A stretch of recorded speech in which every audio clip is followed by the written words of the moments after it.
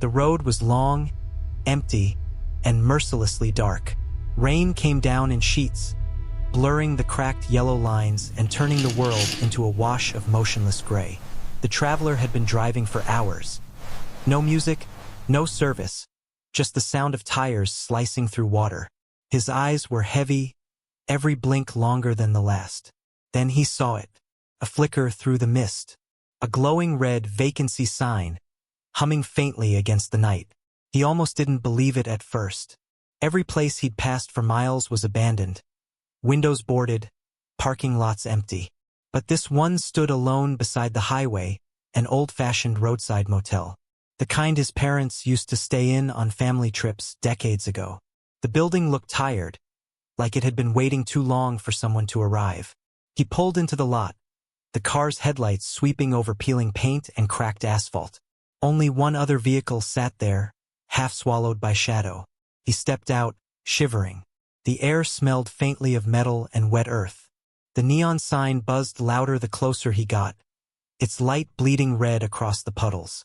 Inside the lobby, the silence felt wrong. Too heavy. A bell sat on the front desk, dull with fingerprints. He tapped it once. The sound echoed through the empty hallway behind the counter. After a moment, a figure appeared. A man, thin and pale, wearing an old uniform that hung loosely on his frame. "Need a room?" the clerk asked. His voice was dry like paper scraping wood. "Yeah," the traveler said, rubbing his arms. "Just for the night." The clerk didn't answer. He turned, reached beneath the counter, and came back with a brass key attached to a wooden tag. "Room 12. No check-in form. No ID request." He slid the key forward and said, "End of the hall. You'll find it." The traveler hesitated, looking around. The lobby smelled faintly of mildew. A fly buzzed near the single overhead light. "Is there anyone else staying here?" he asked. The clerk smiled faintly. It didn't reach his eyes. "Always." Something about the word made the traveler's stomach tighten. He forced a polite nod, took the key, and walked down the hallway. The carpet muffled his steps but groaned softly underfoot, as if the floorboards exhaled with every move. Room 12 was at the far end. The key turned easily, the lock clicking like it had been oiled recently. Inside, the room was small. 2 twin beds, floral wallpaper peeling at the corners, and a faint hum coming from the old TV plugged into the wall. He dropped his bag on the chair and collapsed on the bed, listening to the rain. For a while, everything felt normal, ordinary, almost comforting, until the sound began. A low vibration, faint at first, seeping through the window. The neon sign outside, the same one that had called him from the highway, was glowing brighter now. He could see its reflection in the rain-streaked glass, pulsing red against the curtains. The hum grew louder, steadier, until it felt like the room itself was breathing. He got up, walked to the window, and pulled the curtain aside. The sign blinked once. Vacancy. Then again. Vacancy. And then stay. He froze. Maybe the lights were glitching, he thought. Maybe the storm was messing with the wiring. But then the letters flickered again. Slow, deliberate, like someone behind the glass was choosing which word to show him. He stepped back from the window. The air inside felt warmer, heavier. He could hear the faint creak of footsteps above, though there hadn't been a second floor when he drove up. He tried to laugh it off, but the sound died in his throat. He turned off the lamp and climbed back into bed, facing the wall. Sleep came in fits, interrupted by dreams of endless corridors and humming red lights. At some point, the hum stopped. The silence was worse. He opened his eyes. The clock read 3:17 a.m. He felt a chill, like someone had opened the door. He turned his head slowly. The door was closed, but the light under it was moving, shifting like shadows pacing back and forth. He held his breath. The handle twitched once, twice. Then stillness. The hum started again. He forced himself to stand, every muscle tense. When he opened the curtain this time, the sign outside wasn't red anymore. It was white, bright, cold, unnatural. It didn't blink or buzz. It simply glowed with a word that wasn't there before. Forever. He stumbled back. The air smelled of ozone. The TV flickered to life, static filling the screen, and for a moment, through the white noise, he thought he saw faces. People standing in front of the same sign, their eyes wide, their mouths moving soundlessly. He grabbed his bag and ran for the door, but when he stepped outside, the rain had stopped. The parking lot was empty. His car was gone. Only the hum remained, deep and constant, vibrating through the ground. He turned toward the office. The light inside was still on. The clerk stood behind the desk, motionless. I think there's been a mistake, the traveler stammered. My car's gone. Can you call someone? The clerk blinked once, slowly. You checked in, he said. You're here now. What does that mean? The clerk pointed at the wall behind him. The traveler followed his gaze and felt the blood drain from his face. There, hanging neatly in a wooden frame, was the motel's employee roster. Each photograph was black and white, faces blank, eyes hollow. The newest one was his. The name below it read, Night Staff, Room 12. The humming grew louder until it drowned everything else. He turned to run, but the world blurred. The hallway stretching, doors multiplying. The sign outside flashing again and again. Stay, stay, stay. The last thing he saw before the lights went out was his reflection in the window, wearing the same pale uniform as the clerk, eyes empty, waiting for the next traveler to stop by. And outside, the neon sign kept humming. The word vacancy never turned off. They arrived just after sunset, laughing, tired, and a little drunk from the long road. The motel was one of those single-story strips that used to line old highways. Chipped paint, flickering lights, a sign missing half its bulbs. But to them, it was just a place to crash for the night. They'd been on the road for 2 days, chasing open skies and cheap adventures. The man, Dylan, grabbed the bags while his wife, Lila, checked in. The clerk was half asleep behind the counter, old radio static murmuring beside him. He didn't ask for ID, just slid the key across the desk, its brass tag etched with a number that caught Lila's eye. Room 9, he said, voice low like the number meant something. They didn't notice the pause that followed. Inside, the room smelled faintly of cigarettes and lemon cleaner. The curtains were faded, the carpet patterned with invisible stains, and the air conditioner hummed like it was sighing. Still, there was something almost charming about it, retro nostalgic. They laughed about the squeaky beds and the floral wallpaper, tossed their shoes off and called it good enough. By 11 p.m., they'd settled in, Dylan scrolling through his phone, Lila brushing her hair in the mirror. The night outside was quiet, just the occasional whoosh of a car on the distant highway. Then the door clicked, just once, a soft, deliberate sound. Lila froze, brush halfway through her hair. Did you lock that? She asked. Yeah, Dylan said, glancing up, twice. He got up, tried the knob solid. Nothing moved. He shrugged. Probably just the wind, he said, forcing a grin. But the room didn't feel right anymore. The air was heavier. The hum of the air conditioner suddenly louder, like it was straining to cover something. They went to bed around midnight. Rain began tapping the window, steady and rhythmic. For a while, they just listened to it, half asleep. Then the sound came again. Click. The door opened. Slowly, quietly, hinges whispering like a breath. Lila sat up instantly, heart pounding. Dylan, she whispered. He turned on the lamp. The door was open 3 inches. Beyond it, only darkness. No footsteps, no sound. He got up, muttering under his breath, and walked toward it. The floor creaked with every step. He looked outside, nothing but wet pavement and the faint glow of the office light. He shut the door firmly and locked it again. Probably just the latch, he said.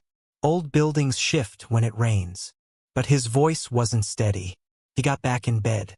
They turned off the light. A few minutes passed. Then came the sound of breathing. Soft, uneven. Not theirs. From the other side of the room. Lila reached for Dylan's hand under the blanket.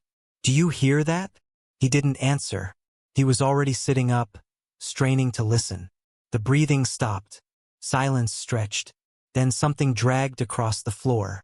Slow. Heavy. Like a suitcase or a body. Dylan jumped out of bed. Switched the light on.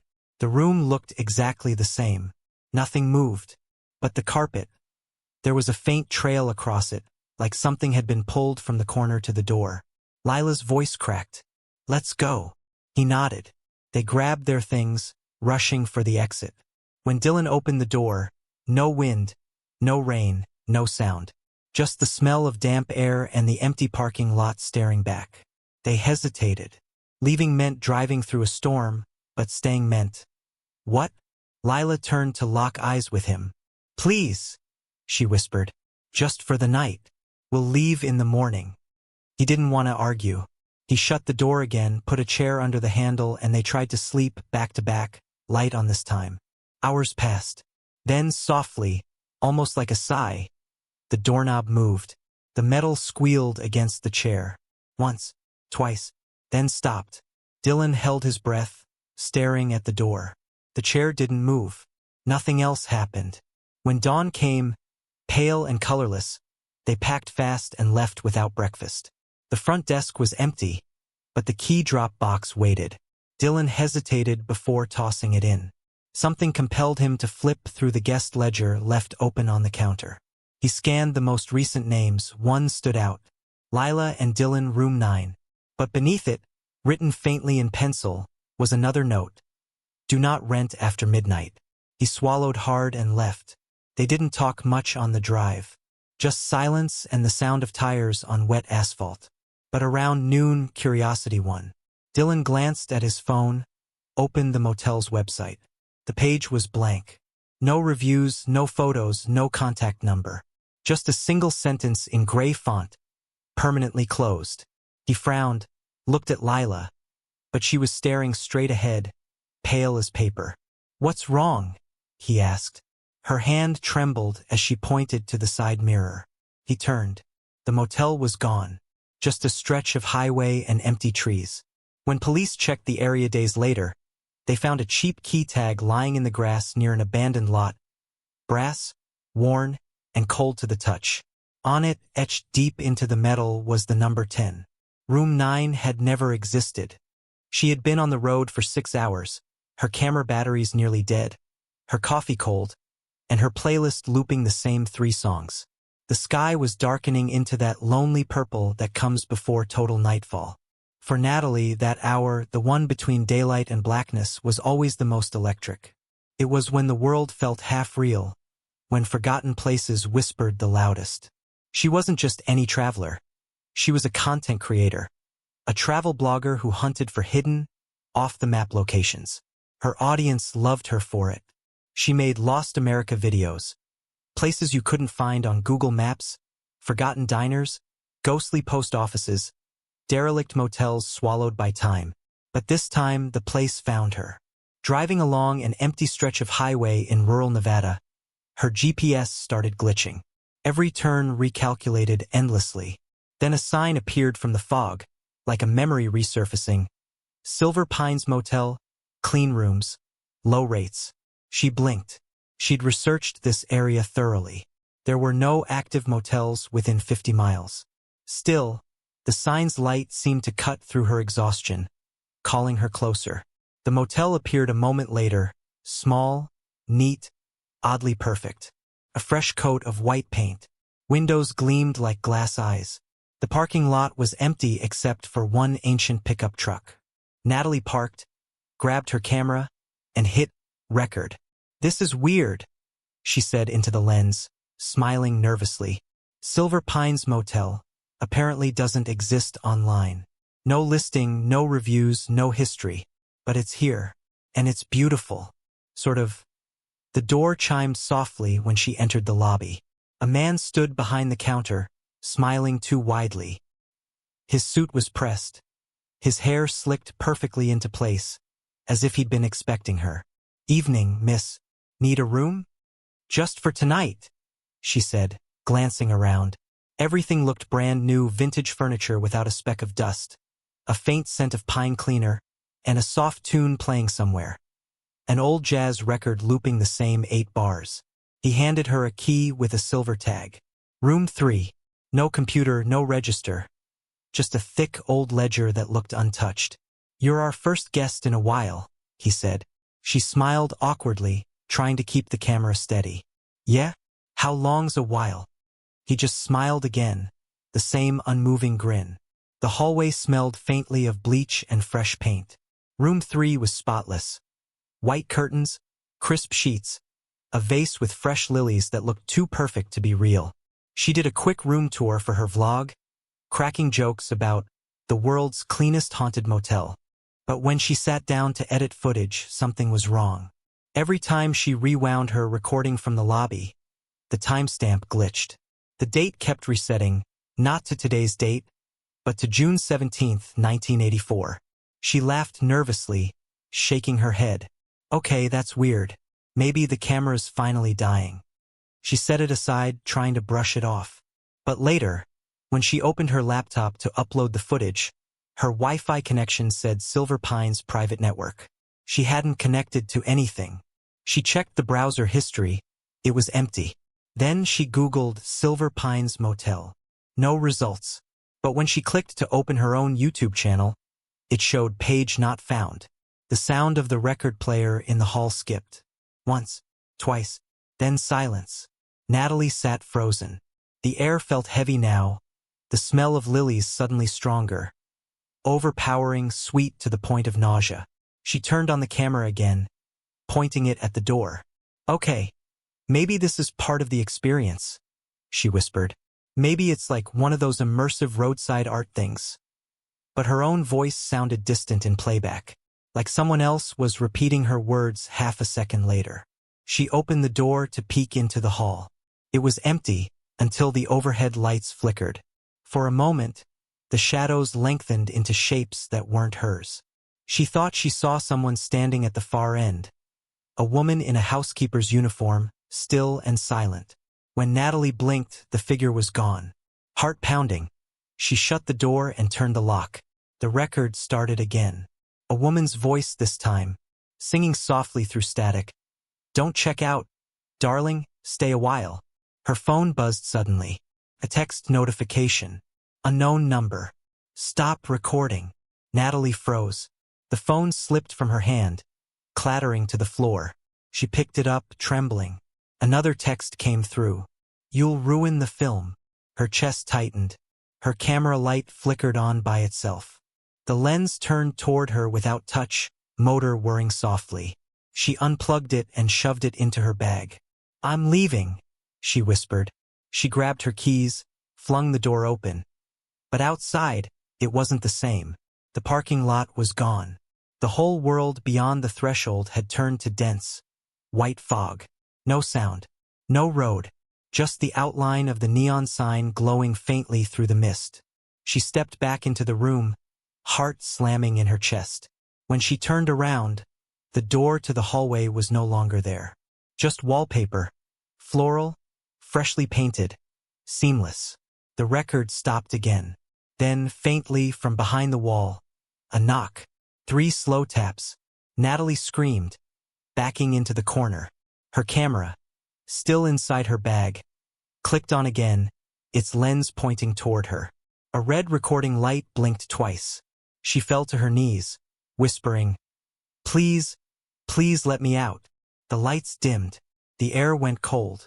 On the TV screen across the room, static gave way to a familiar image, her own face, sitting exactly where she was now. But in the video, she was smiling. She reached for the remote to shut it off, but her hand froze halfway. From the speakers came her own voice. "Welcome back to the Silver Pines Motel. Check-in complete." The footage glitched. Her smile widened too far, eyes going dark, and then everything went black. Weeks later, a traveler driving that same stretch of highway saw a faint light flickering in the fog. They pulled over, confused. For a second, they swore they saw a young woman standing behind a motel window, camera in hand, waving. The next morning, there was nothing there. No sign, no building.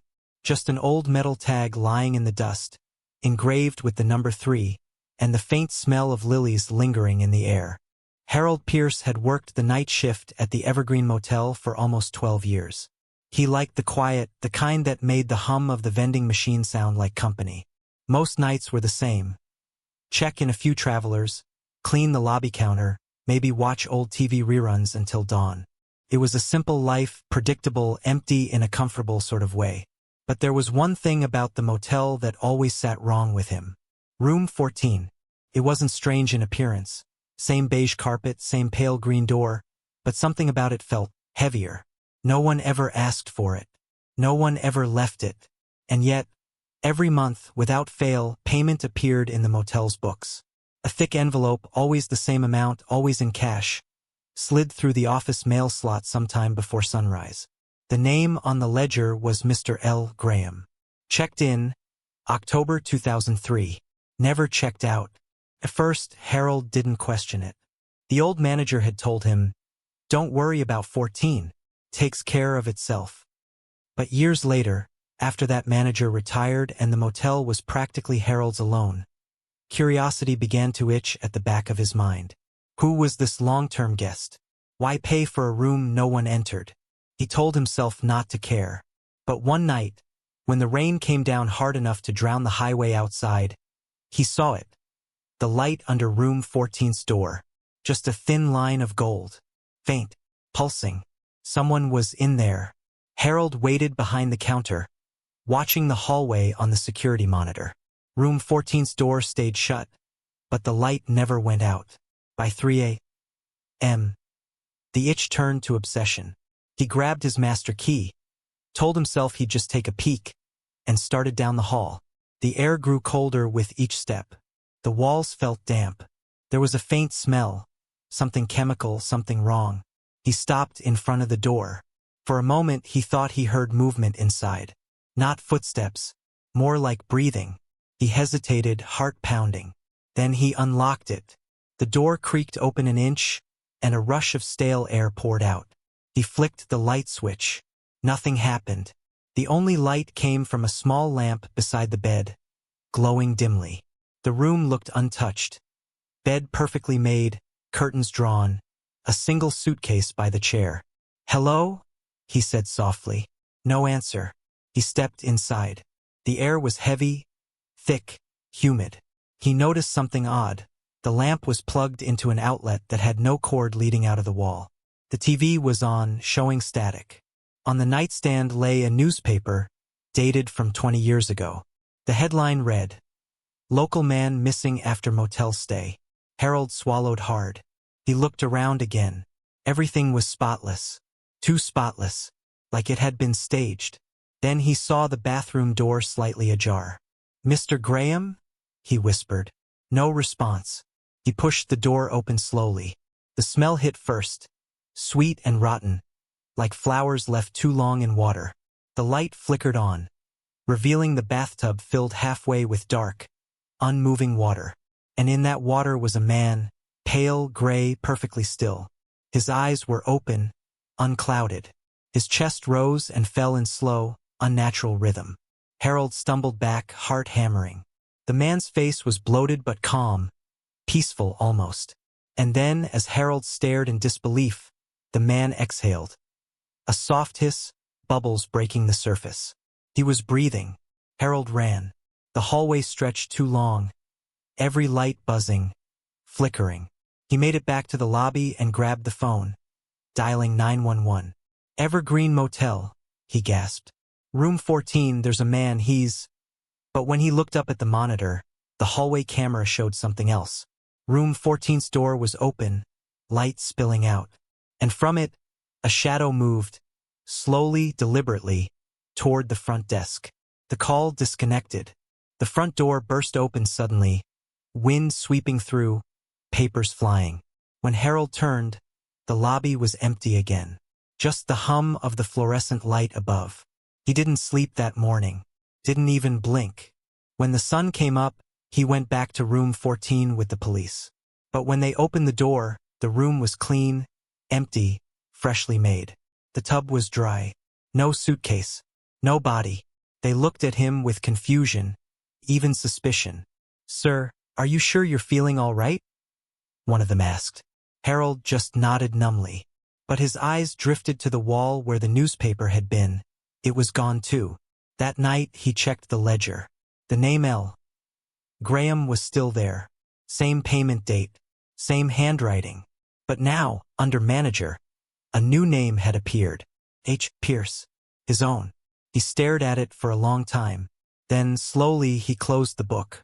At 3 a.m. When the rain started again, he noticed the light under room 14's door. The same faint golden glow. He stood there for a long while, watching it. And when he turned back to the lobby window, his reflection didn't look quite right. The face staring back was older, paler. Wet hair clung to his forehead. The next morning, a new envelope appeared under the office door. Same cash amount. Same handwriting. But the note inside read, "Thank you for your service, Mr. Pierce. The room is yours now." The old Desert Star Motel was the kind of place that barely existed anymore. A faded relic along a forgotten stretch of Route 47. The neon sign outside hadn't worked in years, half of the letters missing, and the rest flickered weakly like a dying heartbeat. Travelers rarely stopped there now. Only the desperate did, people running from something or toward something worse. When Melanie checked in that night, she fit the part. Her hair was a mess, her eyes red from crying. She asked for the cheapest room, paid in cash, and barely said a word. The night clerk, an old man named Curtis, gave her the key to room 9 and tried to smile, but something in her expression made his chest tighten. She looked like she hadn't slept in days. Melanie's hands trembled as she unlocked the door. The room smelled faintly of bleach, masking something metallic underneath.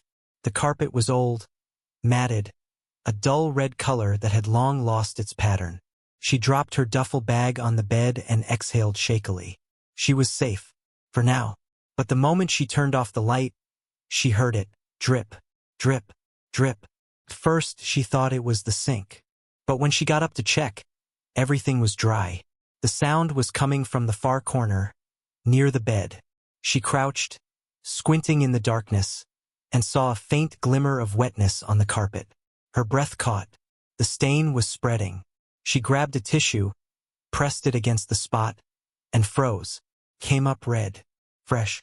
Her mind raced. Maybe it was just a plumbing issue. Old pipes, maybe rust in the water line. But deep down, she knew it wasn't. Because when she leaned closer, she realized the stain was warm. Curtis was still at the front desk when she came running out, pale as a ghost. "There's blood," she whispered. "In the carpet. It's coming through." He blinked at her slowly. "Room 9. She nodded. He sighed, long and low, rubbing his temples. "I told them they should have replaced that floor." "What are you talking about?" she demanded. "Nothing," he said quickly. "Old place, bad plumbing. I'll come take a look." But when they went back together, the stain was gone. The carpet was bone dry. Melanie's heart thudded painfully. "I swear it was here. It was spreading." Curtis gave her a tired smile. "Sometimes the eyes play tricks on you when you're scared." She wanted to argue, but exhaustion settled over her like a heavy blanket. She just nodded and went back to bed.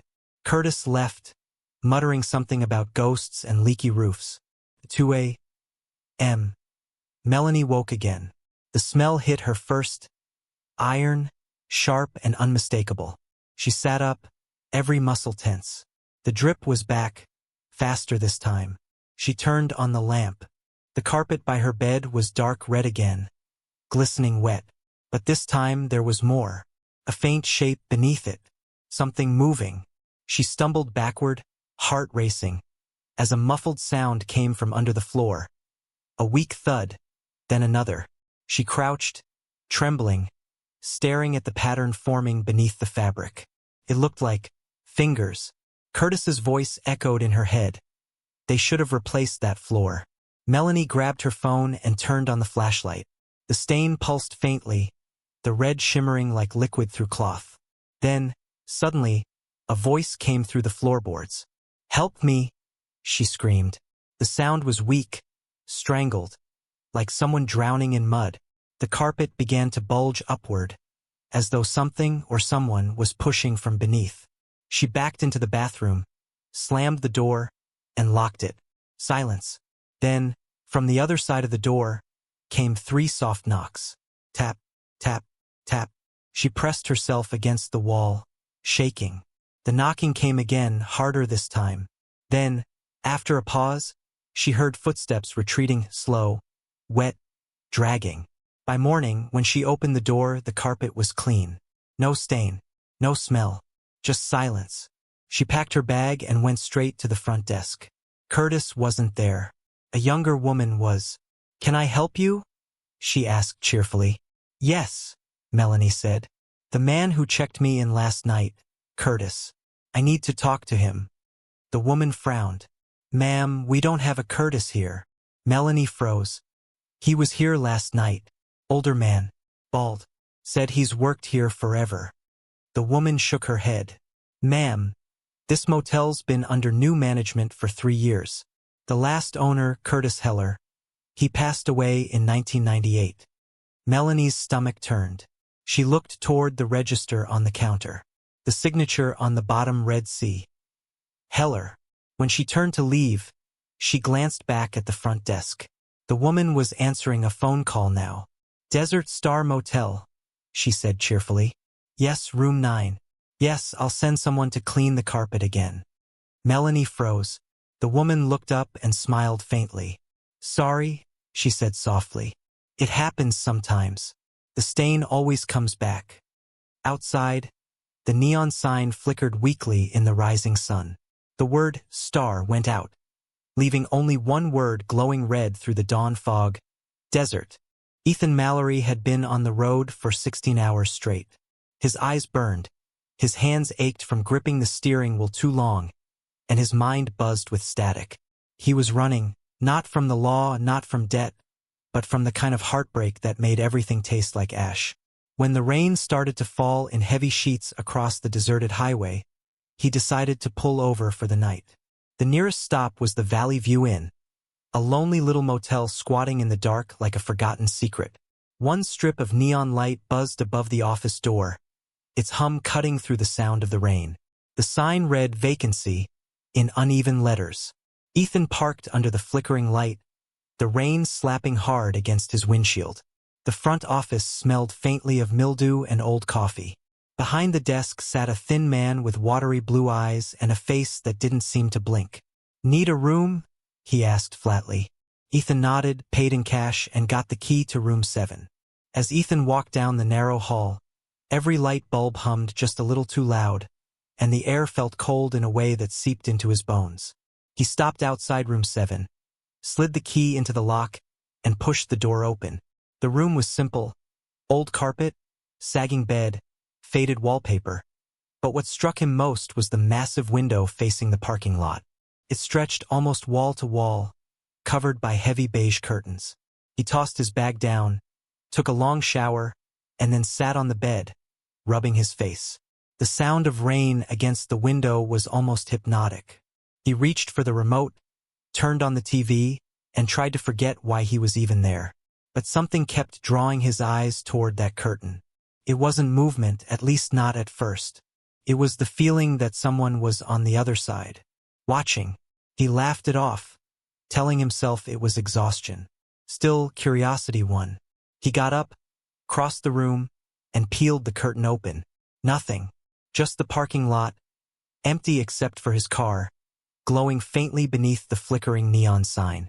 He exhaled and let the curtain fall closed again. He turned to sit back on the bed, then froze. There was a reflection in the television screen, the outline of a woman, standing exactly where he had just been. He spun around. The room was empty. A chill crept up his spine. He turned off the TV, his breath coming in sharp bursts. The air felt colder now. The curtains swayed gently even though the window was closed. And faintly, beneath the sound of the rain, he heard it. A whisper. It was soft at first, like a sigh. Then it came again, clearer this time. "Why did you leave me?" Ethan's throat tightened. "Who's there?" he whispered. No answer. Just the whisper again, this time from the window. "Why did you leave me?" He backed away slowly, heart hammering. The voice sounded familiar. Too familiar. He grabbed the curtains and yanked them open. The rain outside had stopped. The parking lot was perfectly still. But pressed against the glass, pale and dripping, was a woman's face. Her eyes were wide, lifeless, her hair plastered to her cheeks. She looked angry. Ethan stumbled back, nearly tripping over his bag. The woman's lips moved soundlessly. Then, suddenly, her hand slapped the glass. Hard. The sound cracked through the room like a gunshot. And then she was gone. He rushed to the window, his breath fogging the glass. Outside, nothing moved. The rain had stopped entirely. The air was dead silent. He stared out for a long moment, trying to convince himself it had been a trick of the light, exhaustion, anything logical. But when he looked down, his stomach dropped. There, smeared across the window, was a handprint. Wet, red, blood. He backed away slowly, grabbed his bag, and reached for the door handle. But when he turned it, it wouldn't budge. The lock was jammed. He pulled harder. Nothing. The lights began to flicker, the walls groaning faintly as if something inside them was shifting. Then he heard the voice again, this time right behind him. "You said you'd never leave me, Ethan." He turned slowly. She stood by the bed, dripping water onto the carpet, her dress clinging to her body like seaweed. Her skin was gray, her eyes dark pools of accusation. "No," he whispered. "You're not real." But she smiled. A cold, trembling smile. "You left me in the lake." His knees gave out. "It was an accident. I tried to save you." Her voice rose, trembling with fury. "You watched me sink." The lights exploded. The room plunged into darkness. When Ethan's eyes adjusted, he saw her face inches from his own. Her eyes flickered like candlelight. Her voice came soft, broken, almost tender now. "Stay with me this time." The world went white. The next morning, the clerk at the front desk knocked on the door to room 7, annoyed. The guest hadn't checked out. When there was no answer, he used the spare key. The room was empty, the bed neatly made. But on the inside of the window there were 2 handprints. One small and feminine, the other larger, pressed directly over hers. And out in the parking lot, Ethan's car was still there. Keys in the ignition, radio on. The same song looping quietly over the static. "I'll wait by the water for you." The Fairway Motel was the kind of place that existed only because no one cared enough to tear it down. The paint peeled in long, curling strips from the wooden railings. The ice machine coughed more than it worked, and the front sign had lost most of its letters years ago. Now it simply read FSROY. Travelers only stopped there when the highway swallowed their fuel or their luck. Tom Weaver, the night manager, had stopped expecting much from the job long ago. He spent his nights reading paperbacks behind the counter and occasionally giving out towels to couples who came in pretending they weren't together. But that winter something changed. It started when the owner hired a new maintenance man. His name was Lester. Mid-50s, gray hair slicked back, eyes that seemed just a little too pale. He didn't talk much, didn't joke, and didn't smile. He worked quietly, efficiently, often late into the night. When he moved, his footsteps barely made a sound. Tom didn't think much of it at first. The motel needed help. Pipes leaked, lights flickered, and the guests complained about strange smells in the walls. But after a few weeks, Tom started noticing things. Lester always seemed to be in places he shouldn't. Sometimes Tom would pass by a hallway camera and see him standing in front of an empty room, staring at the door. Other times, Tom would hear hammering in the basement at 3 in the morning, even though there was nothing down there to fix. One night, while doing his rounds, Tom saw Lester standing in the courtyard, staring up at one of the rooms. The snow fell hard that night, covering the ground in thick white layers, yet Lester wasn't wearing a coat. He just stood there, motionless, looking up at room 12. Tom called out, "Everything all right?" Lester didn't turn. "Needs fixing," he muttered. His voice sounded far away, thin, almost brittle. "What does?" Tom asked. "The walls," Lester said. "They breathe wrong." Tom frowned. "Go home, Lester. You've been working too many nights." But Lester just smiled faintly and said, "I don't go home anymore." The next morning, room 12's guests checked out early. She left without a word, face pale, hands shaking. The maid found deep scratches on the inside of the bathroom door, as if someone had been clawing to get out. 2 nights later, the same thing happened in room 8, and then room 5. Each time Lester was nearby. Tom confronted him finally, cornering him near the maintenance shed. "What's going on, Lester? You've been creeping everyone out." Lester just stared, expressionless. Then he said something that froze Tom's blood. "You shouldn't have hired me." "What the hell does that mean?" Lester tilted his head, as if listening to something only he could hear. Then he whispered, "They told me to come back. The walls still remember." Tom took a step back. "You're not making sense, man." Lester smiled, his first real smile since he'd been hired. "You'll see." That night, Tom stayed late, keeping an eye on the monitors. Around 2:37 a.m. every camera flickered. When the feed came back, Lester was standing in the basement corridor. He wasn't supposed to have a key, yet there he was carrying a toolbox. Tom grabbed his flashlight and headed down. The basement smelled like damp concrete and oil. Pipes hissed overhead. His footsteps echoed as he moved deeper, the beam of his light catching on old storage boxes and broken furniture. "Lester," he called. No answer. Then he saw it, a faint glow from the far end of the corridor. When he got closer, he realized the light was coming from a hole in the wall. It wasn't big, just large enough for a man to crawl through. The edges of the hole were smooth, freshly cut. He crouched down and shined his light inside. His stomach dropped. Behind the wall was a narrow room, no bigger than a closet. And inside, hanging from rusty nails, were the motel's old maintenance uniforms. 10 of them, all labeled Lester. Each one had a name tag stitched into the chest. Different last names, but the same first name. He stood frozen, his breath fogging in the cold air. Then, behind him, a voice spoke softly. "You weren't supposed to find that." Tom turned slowly. Lester stood there, face half hidden in shadow, his pale eyes glowing faintly in the dark. "What is this?" Tom stammered. Lester stepped forward, the light glinting off something metal in his hand. "A wrench." "They call me back every time," he said calmly. "The building needs someone to take care of it. Someone who listens." Tom backed away, tripping over a pipe. "You're crazy, man. I'm calling the cops." Lester tilted his head again, like he was hearing voices in the walls. Then he whispered, "The walls don't like that." The lights flickered once, twice, and went out.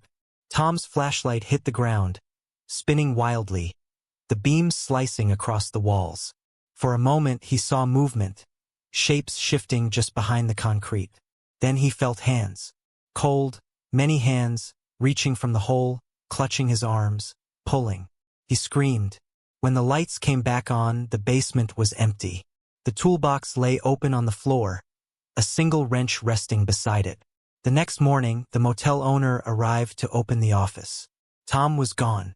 The desk chair sat empty, a cup of coffee still steaming beside the register. On the security feed, the last thing recorded was static.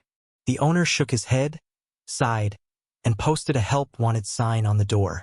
Later that week, a new man arrived to take the job. Gray hair, quiet eyes, calm smile. He introduced himself politely. "Name's Lester," he said. "Heard you needed a maintenance man." That night, the basement lights flickered again, and the walls began to breathe. Claire had been driving cross-country for 2 days, chasing the last traces of sunlight before her divorce papers caught up with her. She didn't know where she was headed, only that she couldn't stay where she'd been.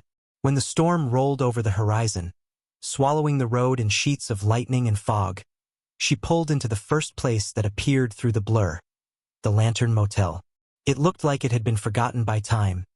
Paint curling from the walls, the sign half-lit, the word lantern, flickering like a dying heartbeat. The air smelled of wet wood and old cigarettes. Inside, behind the front desk, a woman with a gray beehive haircut smiled at her. "Long night, dear?" Claire nodded. "Just need a bed and a lock." The woman chuckled softly and slid a brass key across the counter. "Room 3. Try not to look in the mirror after midnight." Claire blinked, halfway through signing the logbook. "Excuse me," but the woman had already turned away, humming to herself as she rearranged a vase of plastic flowers. Claire forced a tired laugh, took the key, and made her way down the dim hallway. Room 3 was small, musty, with wallpaper the color of old teeth. A single bed, a nightstand, a lamp with a crooked shade, and a full-length mirror on the wall opposite the bed. Its frame was ornate, carved with twisting vines that looked almost alive in the lamplight. She stared at it for a moment. It wasn't her reflection that bothered her.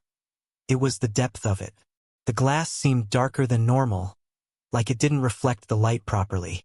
She shook her head, telling herself it was just fatigue, and went to shower. When she came out, wrapped in a towel, she caught her reflection again, except her reflection wasn't moving. Her stomach dropped. She stood frozen, dripping water onto the carpet. In the mirror, she stood there, still and calm, eyes fixed on her, but her reflection's lips began to curl into a slow smile. Claire's breath hitched. She turned her head slightly, and the reflection followed, but with a lag a half-second too slow. She blinked hard, trying to shake it off. "You're tired," she whispered to herself. "That's all." She turned off the lamp and got into bed, pulling the covers to her chin. The wind outside howled softly, rain tapping against the window.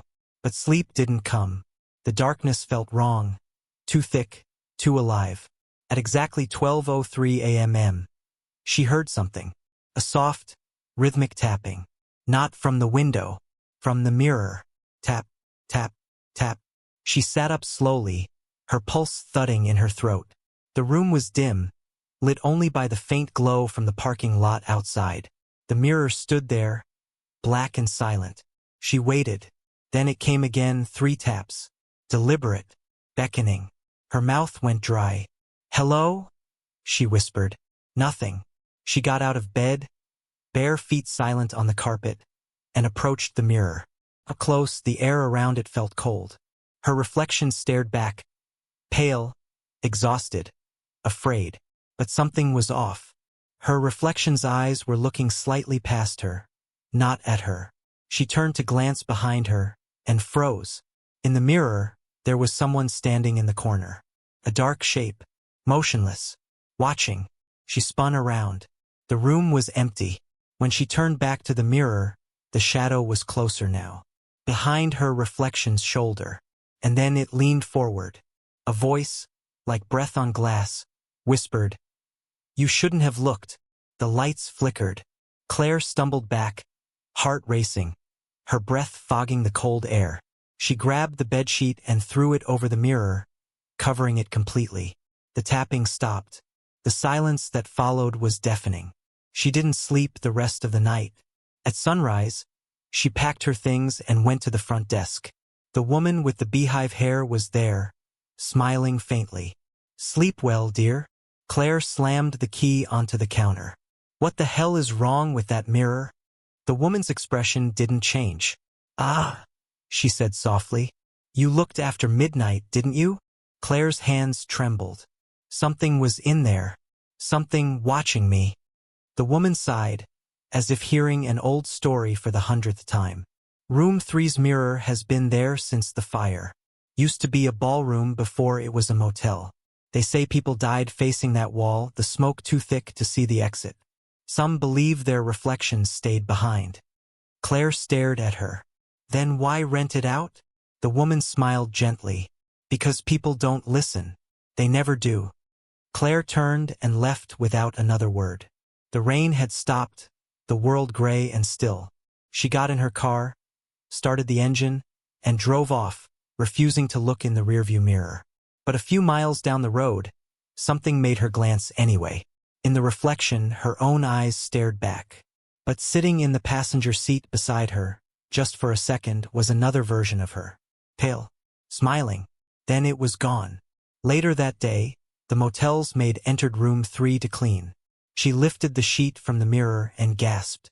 The glass was smeared with a perfect handprint. Small, feminine, pressed from inside. And faintly, beneath it, a message had appeared, written in fog. "Thank you for letting me out. The interstate had long since disappeared behind fog and silence when Marcus Reed's car began to sputter. He'd been driving through the desert for hours, chasing the tail end of a business trip that had gone wrong in every imaginable way. His phone had died, the GPS froze, and now the gas gauge trembled on empty. The only light for miles came from a crooked neon sign half swallowed by sand. The Palms Rest Motel. He almost didn't see it until his headlights washed over it. The building was squat and colorless, its windows dark. But there was a faint light in the office. With no other choice, Marcus parked and went inside. The lobby smelled faintly of rust and old paper. Behind the counter sat a woman who looked like she'd been carved out of dust. Thin, pale, her eyes glassy and unfocused. "You need a room?" she asked, voice low and scratchy. "Yeah," Marcus said, trying to sound casual. "Just for the night. My car's dying." She slid a key across the counter, the metal tag worn smooth from age. "Rooms around back," she said. "Last door on the right." He glanced at the tag. The number was gone. Just a blank oval of tarnished brass. "There's no number," he said, forcing a small laugh. Her lips twitched into something that might have been a smile. "There never was." Marcus frowned, uneasy, but exhaustion dulled his instincts. He took the key, nodded his thanks, and stepped back into the desert air. The wind had picked up, blowing sand across the cracked parking lot. As he walked along the row of rooms, each door bore a faded number painted in red. 1, 2, 3, and so on, until the final door. No number. He fit the key into the lock and turned. The door opened smoothly, silently. Inside, the air was cold, unnaturally so. The room looked like any other motel room. A bed, a small table, faded curtains. But the light was dim and yellow, and no matter how hard he flicked the switch, it wouldn't get brighter. He dropped his bag on the floor and sat on the edge of the bed, rubbing his face. The silence was heavy, pressing on his ears. Outside, the wind howled against the windows. He told himself to sleep, just one night. But when he turned off the lamp, something strange happened. The dark wasn't just absence, it was movement. He could feel it. The air shifted, subtly, like someone walking slowly around the bed. His breath hitched. He turned the light back on. The room was empty. "Jesus," he muttered, forcing a shaky laugh. He got up, double-checked the door. It was locked. The window, too. He sat back down, grabbed his phone, but remembered it was dead. He lay down, eyes on the ceiling, telling himself to stop being paranoid. The hum of the air conditioner filled the silence. Eventually, his eyes grew heavy. He drifted toward sleep. Then click. The lamp turned off. He bolted upright, heart hammering. The switch hadn't moved. The bulb still glowed faintly, but the room was sinking into shadow, like ink spreading across water. He could see the corners darkening, shapes forming just beyond the light's reach. And then came the whisper. "Why are you here?" Marcus froze. The voice was close, too close. He looked around wildly, every instinct screaming.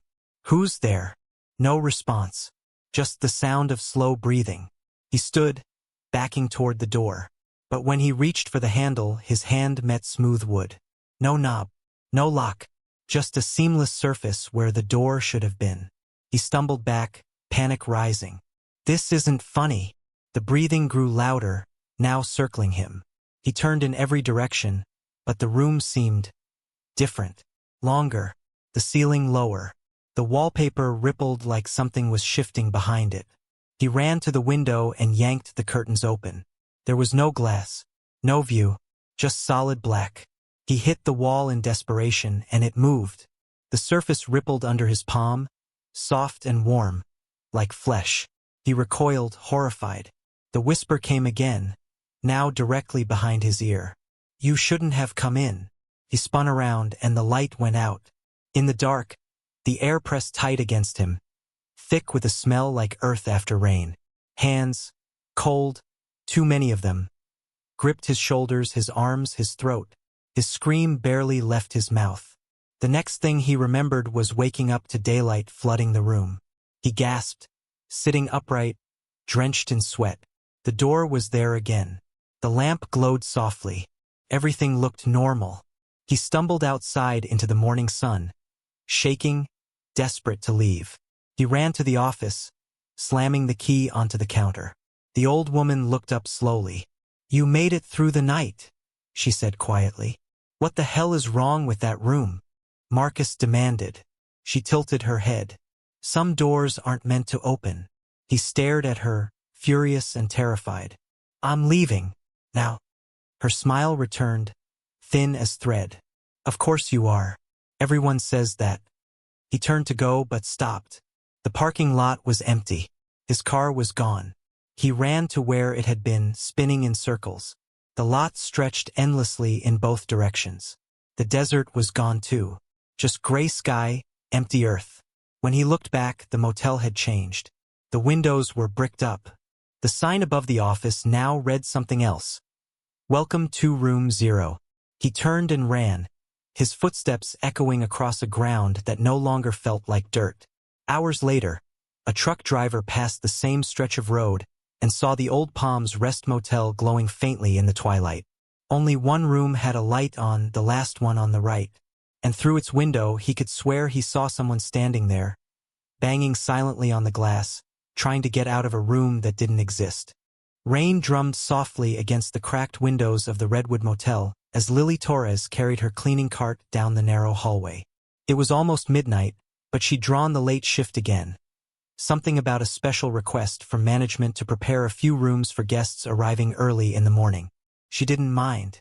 The quiet suited her. The rain, the hum of old fluorescent lights, the low echo of her cart wheels on the linoleum. She found comfort in the monotony. Still, there was something different tonight. The motel, normally filled with the faint noise of TVs or murmured voices, was silent. Not empty, she could feel that, but silent. Every creak of the walls sounded deliberate, as though the building were listening. She stopped at room 17, the last one on her list. The door was half open. Her heart skipped. No one should have been there.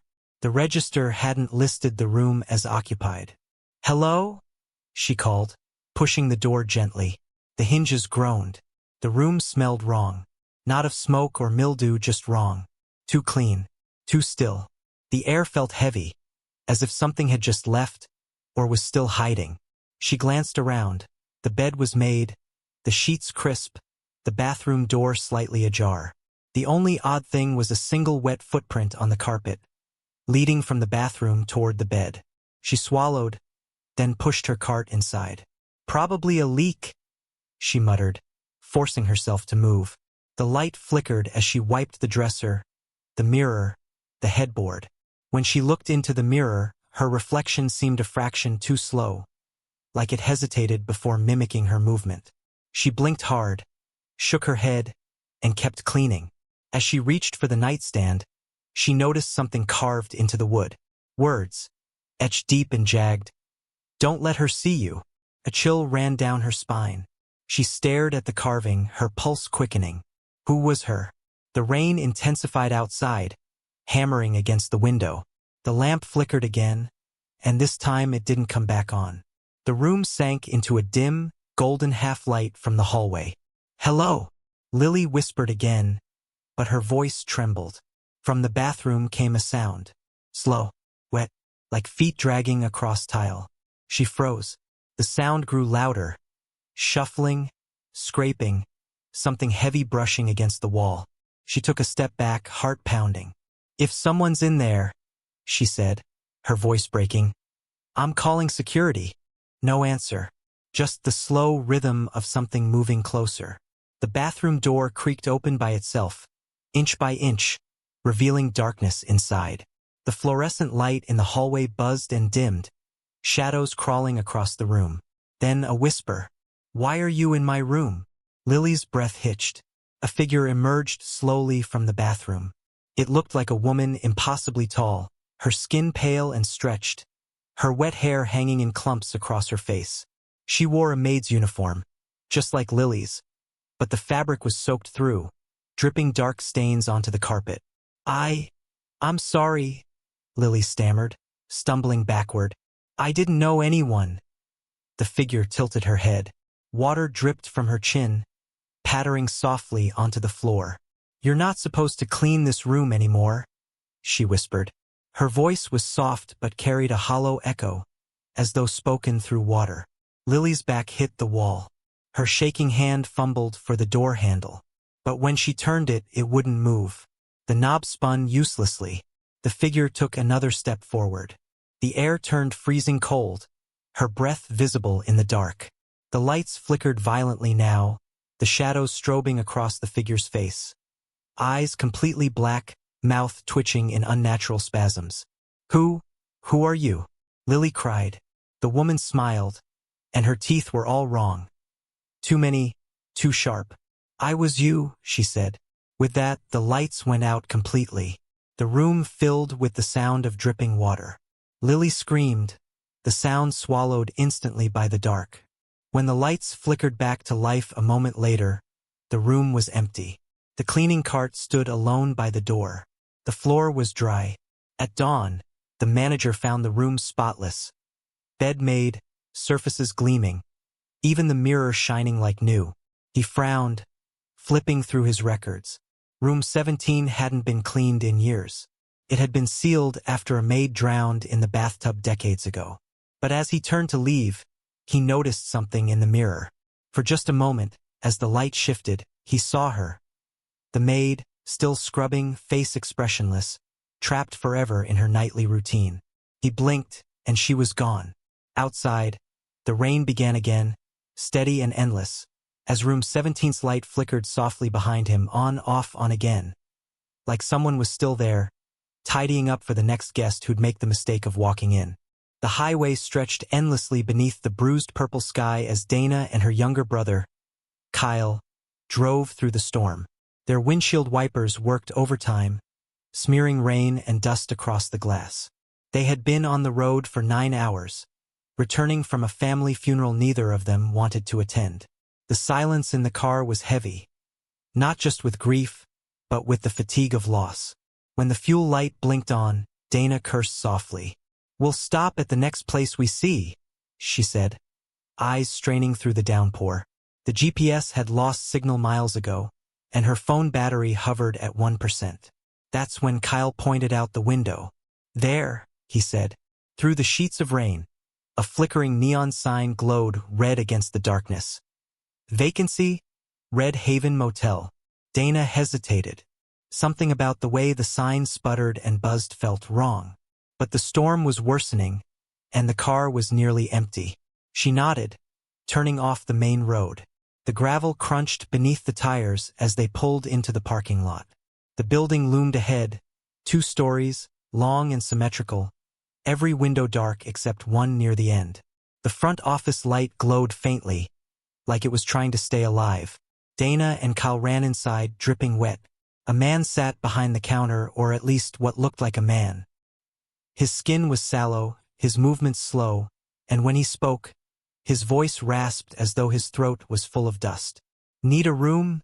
he asked. Dana nodded. "Just for the night. Power's out everywhere." The man slid a ledger forward, his long fingers leaving faint smudges on the paper. "Sign here," he murmured. Dana scrawled her name, though she noticed there were no other signatures. Just rows of blank lines stretching back for months. He handed her a key, the tag metal and cold to the touch. "Room 9, around the back." As she turned to leave, he added without looking up, "Don't go near the vacancy sign after midnight." She frowned.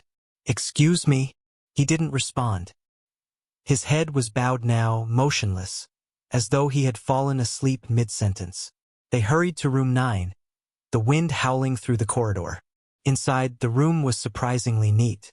Beige carpet, stiff bedspread, a small TV that hummed quietly even though no power should have been on.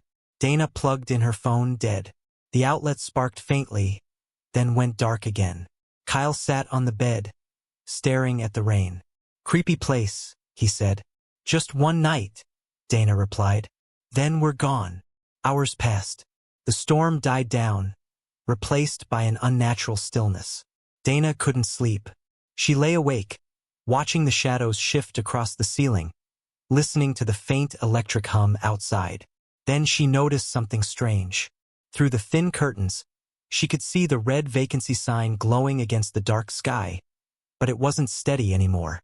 It was pulsing, in a slow, rhythmic beat. KZZZZT, flicker, pulse.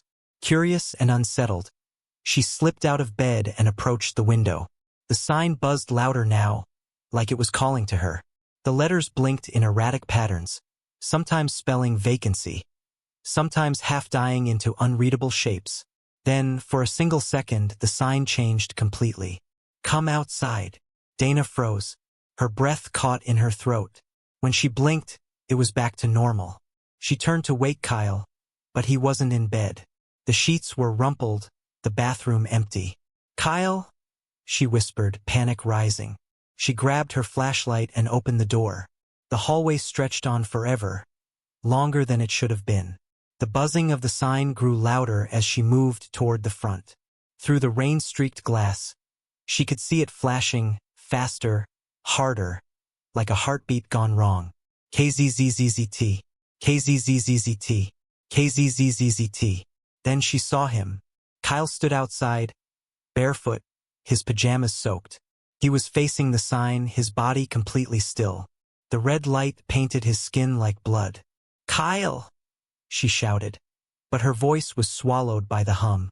She rushed outside, rain slashing her face.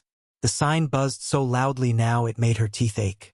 When she reached him, she grabbed his arm. Ice cold. His eyes were wide open, staring at the flickering letters. Kyle, snap out of it. He didn't move. His lips parted slightly, and in a voice that wasn't his, he whispered, "They said there's a room for us."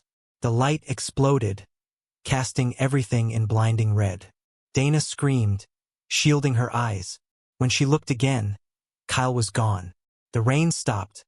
The vacancy sign buzzed faintly, glowing steady once more. But now, beneath the word vacancy, there were two faint letters burned into the glass. D+K, her name and his. She ran to the office, heart pounding, desperate for help. But the man behind the counter was gone. The ledger lay open on the desk. Her signature had vanished. In its place, two new names written in shaky red ink. Dana Reed and Kyle Reed.